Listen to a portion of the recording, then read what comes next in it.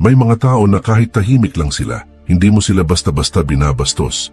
May presensya sila, may bigat, may hangganan. Pero may mga tao rin na kahit mabait, kahit tumutulong, kahit laging available, sila pa ang hindi nire-respeto. At minsan, ikaw yon. Hindi ka naman masama, hindi ka naman inutil, hindi ka naman walang alam. Pero bakit parang ikaw ang laging nag-a-adjust? Ikaw ang unang nagsusorry, ikaw ang unang nag-e-explain, ikaw ang unang umiintindi, ikaw ang laging nag-a-adjust ng tono, ng oras, ng sarili. At kapag may nag-overstep, ngumingiti ka na lang. Tatawa ka na lang. Tapos pag uwi mo, doon mo mararamdaman ang inis. Tahimik, mabigat, paulit-ulit. Ito ang invisible problem. Hindi ka bastos, hindi ka mahina, pero hindi mo rin nire-respeto ang sarili mo. At dito pumapasok ang isang masakit na katotohanan: the world doesn't disrespect you. Ang mundo ay parang salamin. Kung hindi malinaw ang boundaries mo, magiging malabo rin ang trato nila sa'yo. Kung madali kang mag-adjust, madali ka rin nilang i-adjust. Kung lagi mong inuuna ang comfort ng iba kaysa sa dignidad mo, unti-unti kang mawawala sa equation. Bakit nangyayari ito?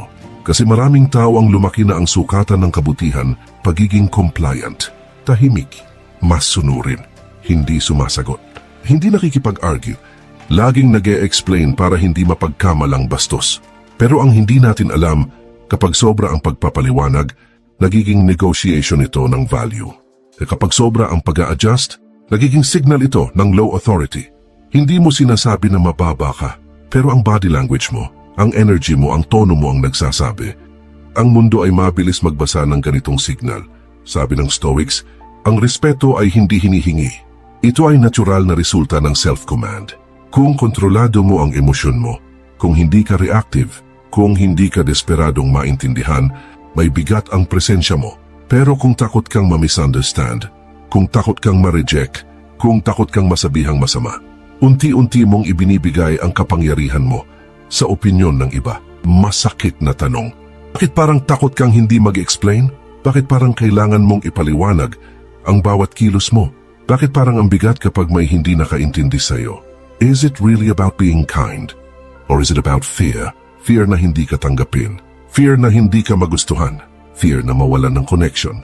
At kapag ang takot ang nagdidikta ng galaw mo, ang respeto ay hindi lalapit sa'yo.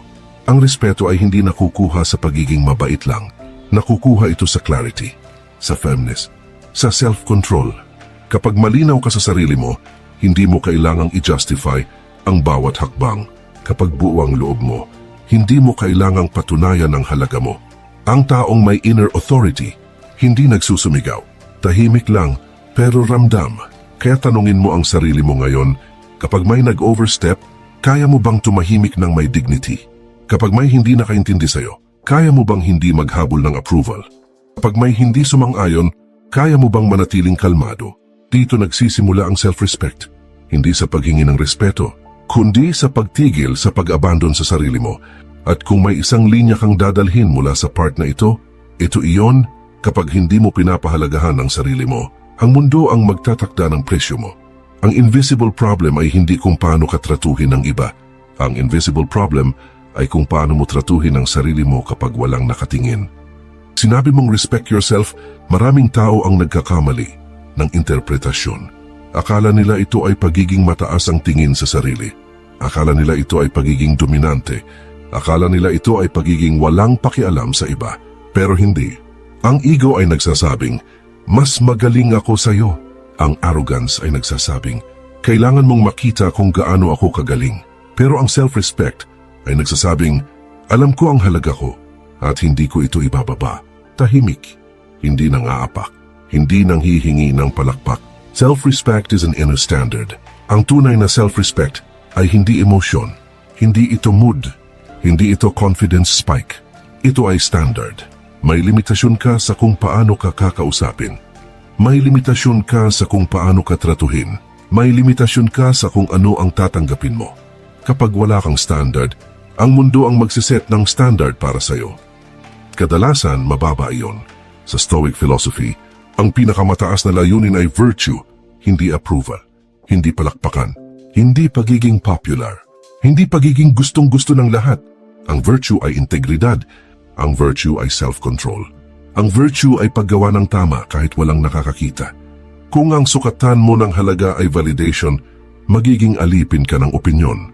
Pero kung ang sukatan mo ay virtue, hindi ka basta-basta matitinag. Isipin mo ito, kung may taong hindi ka gusto, pero alam mong tama ang kilos mo. Bawas ba ang halaga mo? Kung may taong hindi nakaintindi sa'yo, pero malinaw ang intensyon mo, kailangan mo pa bang ipaglaban ang sarili mo? Ang sagot ay hindi.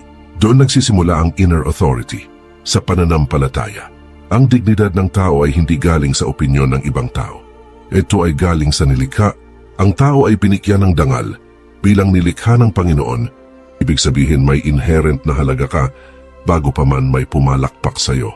Hindi ka nagiging mahalaga dahil may sumuporta sa'yo. Hindi ka nagiging mahalaga dahil may nag-approve sa'yo. May halaga ka dahil nilikha ka. Kapag naiintindihan mo ito, hindi ka basta-basta magmamakaawa ng respeto. Hindi dahil mayabang ka, kundi dahil alam mong may dignidad ka. At ang dignidad ay hindi ipinagpapalit sa comfort. Ano ang pagkakaiba ng self-respect at ego? Ang ego ay laging kailangang tama, laging kailangang mapansin, laging kailangang manalo. Ang self-respect naman ay kayang tumahimik, kayang tumanggap ng pagkakamali, kayang magsabi ng no ng kalmado. Ego ay maingay. Self-respect ay tahimik pero matatag. Ego ay defensive. Self-respect ay composed. Ito na ang masakit na bahagi. Mga palatandaan na hindi mo nirerespeto ang sarili mo. Hindi madaling aminin ito. Mas madali pang sabihing mabait lang ako. Mas madali pang sabihing ganito lang talaga ako. Mas madali pang sabihing ayoko lang ng gulo. Pero minsan, hindi ito kabaitan. Minsan, ito ay unti-unting pag-abandon sa sarili. Tingnan natin ng tahimik. Walang judgment. Ikaw lang at ang konsensya mo. Number 1. Over-explaining. Napapansin mo ba na parang kailangan mong ipaliwanag ang bawat desisyon mo? Kapag tumanggi ka, may kasamang mahabang paliwanag.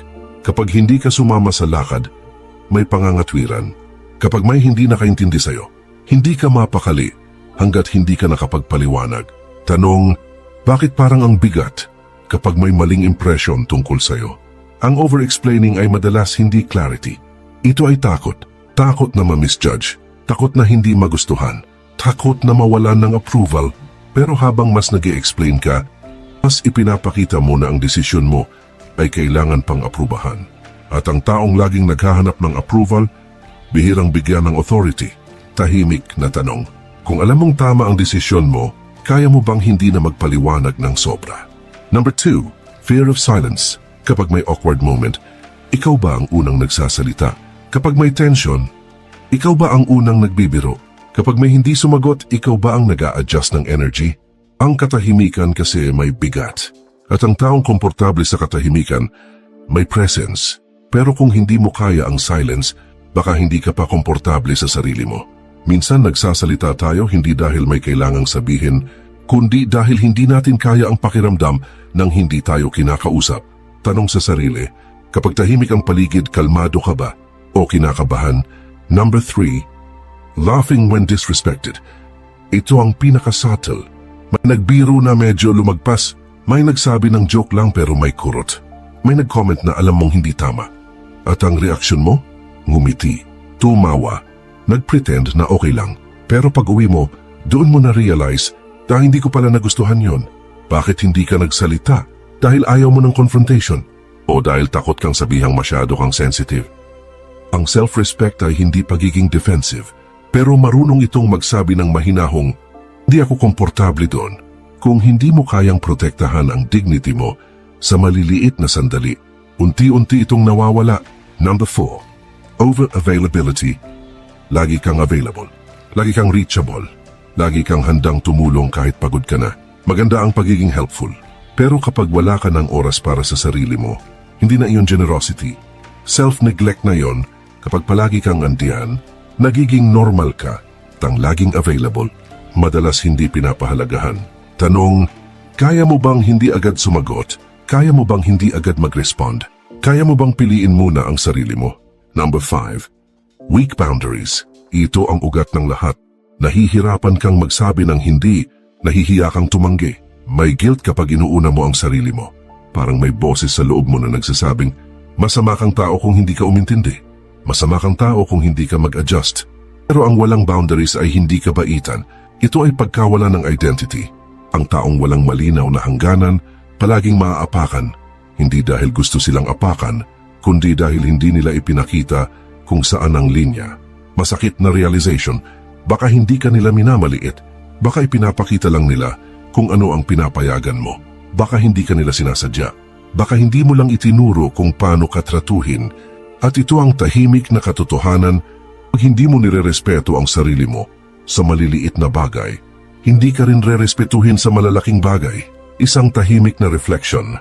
Sa lima na ito, over-explaining, fear of silence, laughing when disrespected, over-availability, weak boundaries. Alin ang pinakamasakit para sa'yo? Alin ang madalas mong ginagawa pero hindi mo inaamin? Hindi ito para husgahan ang sarili mo. Ito ay para makita mo kung saan ka nagsisimulang mawala. Dahil bago ka humingi ng respeto sa mundo, kailangan mong ihinto ang pag-disrespect sa sarili mo. Ngayon, pag-uusapan natin kung bakit tila natural sa mga tao na itest ang value natin at paano ito konektado sa psychology at power dynamics. Ito na ang mas malalim na layer. Why people treat you like nothing. Masakit itong pakinggan, pero kailangan nating maging tapat. Kadalasan, hindi ka minamaliit dahil masama sila. Minamaliit ka dahil may nababasa silang signal. At karamihan sa signal na iyon, hindi mo sinasadya. Una, humans test social value unconsciously. Ang tao ay may natural instinct na magbasa ng hierarchy. Hindi ito laging masama, ito ay survival wiring. Kapag may bagong tao sa grupo, automatic nating tinatanong sa loob, gaano siya ka-stable, gaano siya ka-sure sa sarili, hanggang saan ang boundaries niya. Hindi nila ito iniisip ng conscious. Pero nararamdaman nila, subukan mo ito. Kapag may nagsabi ng medyo off na joke at hindi ka nag-react, test yun. Kapag may nag-late ng paulit-ulit, at hindi mo kinorek, test yun. Kapag may nagutos sa'yo nang hindi tama ang tono at sumunod ka agad, test yun. Ang mundo ay parang tubig. Hinahanap nito ang pinakamababang resistance. Kung ikaw ang laging nag-a-adjust, ikaw ang magiging easiest direction. Pangalawa, emotional energy leakage. Hindi lang salita ang binabasa ng tao, enerhiya ang binabasa nila. Kapag may insecurity ka, may subtle tension sa kilos mo. Kapag takot kang hindi magustuhan, may urgency sa tono mo. Kapag kailangan mong patunayan ang sarili mo, may pagkadesperado sa presence mo. At kahit hindi nila ma-explain, nararamdaman nila. Ito ang tinatawag na emotional leakage. Halimbawa, kapag may hindi sumangayon sa'yo, bigla kang mag-e-explain ng mahaba. Kapag may awkward silence, bigla kang magsasalita para punuin ito. Kapag may nag-overstep, bigla kang tatawa para mawala ang tension. Iyan ang signal. Hindi nila sinasabing mahina ka, pero nararamdaman nila na hindi ka komportable sa sarili mo. At ang taong hindi komportable sa sarili niya, bihirang bigyan ng mataas na social weight. Pangatlo, power dynamics. Who adjusts more? Ito ang simpleng sukatan. Sa isang interaction, sino ang mas madalas mag-adjust? Ikaw ba ang unang nagsosorry? Ikaw ba ang unang nagme-message? Ikaw ba ang unang nagko-correct ng sarili? Ikaw ba ang unang nagba-back down? Hindi ibig sabihin nito na mali ang pagiging humble. Pero kapag ikaw ang palaging nag-a-adjust, ikaw ang naglalagay sa sarili mo sa mas mababang posisyon. Power is not about domination. It is about stability. Ang mas stable sa emotion, siya ang may mas mataas na posisyon sa dynamic. Kapag ikaw ang mas reactive, ikaw ang mas mababa sa interaction. At dito pumapasok ang linya. When you lower your standards, the world lowers its treatment. Hindi nila alam na binababa mo ang standard mo, pero nararamdaman nila. Kapag tinatanggap mo ang bagay na hindi mo dapat tanggapin. Kapag tinatanggap mo ang disrespect bilang joke, nagiging normal ito. Kapag tinatanggap mo ang pagiging last option, nagiging role mo ito. Kapag tinatanggap mo ang crumbs, hindi ka bibigyan ng feast. The brutal realization, hindi ka nila tinatrato ng mababa dahil wala kang halaga. Tinatrato ka nila base sa kung ano ang pinapayagan mo. At ang mundo ay hindi nag-a-adjust sa potential mo. Nag-a-adjust ito sa ipinapakita mong standard. Tahimik na tanong. Kung bukas itigil mo ang over-explaining, nervous laughing, instant availability, automatic adjusting, ano kaya ang magbabago? May mga maiirita, may mga magtataka, may mga susubok ulit.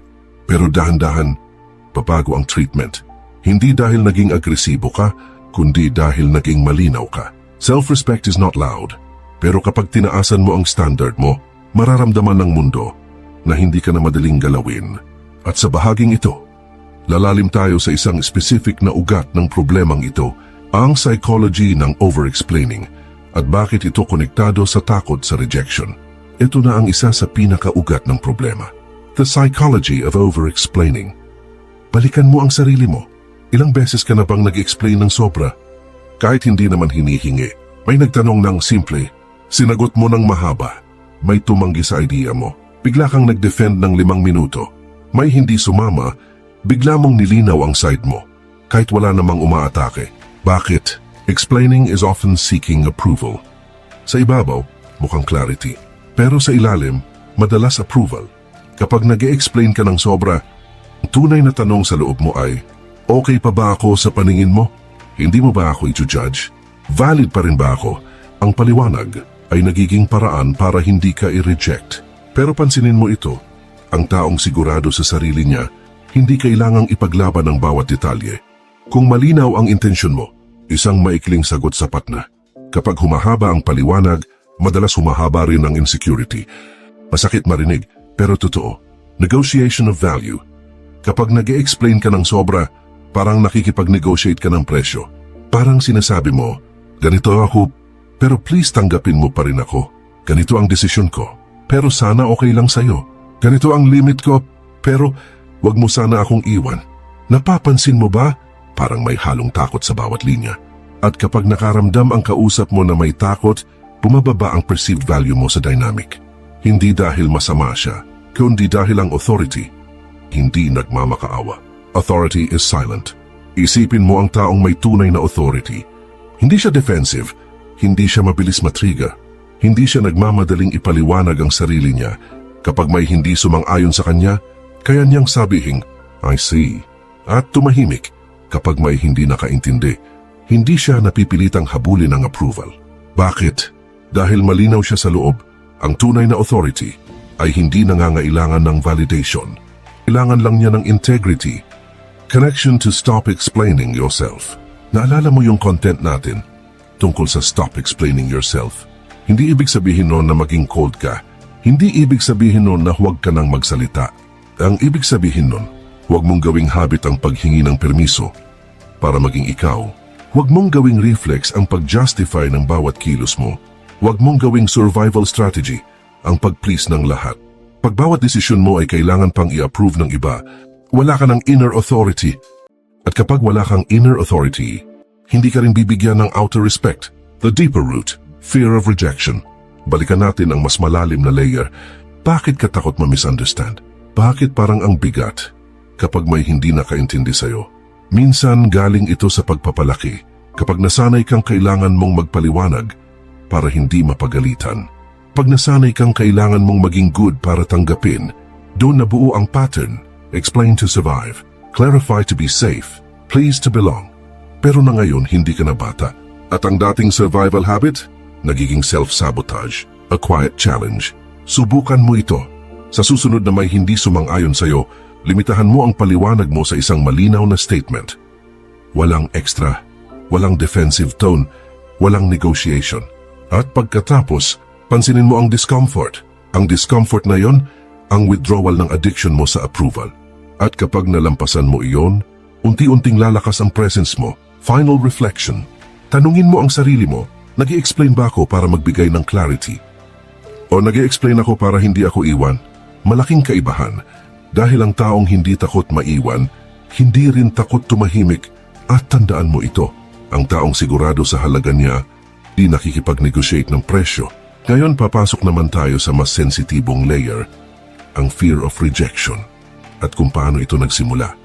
The fear of rejection. Kung titingnan mo ng mababaw, parang simpleng personality lang. Mahiyain lang ako. Masyado lang akong mabait. Ayoko lang ng conflict. Pero kapag hinukay mo ng mas malalim, may mas lumang kwento sa ilalim nito. Childhood roots. Noong bata ka, ang acceptance ay survival. Kapag okay ka sa magulang mo, safe ka. Kapag tahimik ka, hindi ka mapapagalitan. Kapag masunurin ka, hindi ka mapapahiya. Unti-unti natutunan mong yung approval ay mas safety. Ang disapproval naman ay panganib. Kaya bawat pagtaas ng boses, bawat disappointment sa mukha ng authority figure, bawat sermon, nag-iiwan ng imprint, hindi man pisikal na parusa, pero emotional na tension. At ang bata, hindi nag-iisip ng self-respect. Giisip siya ng paano ako magiging safe. Strict upbringing ay nagbubunga ng guilt pattern. Kung lumaki ka sa environment na mataas ang standard, madalas may kasamang guilt.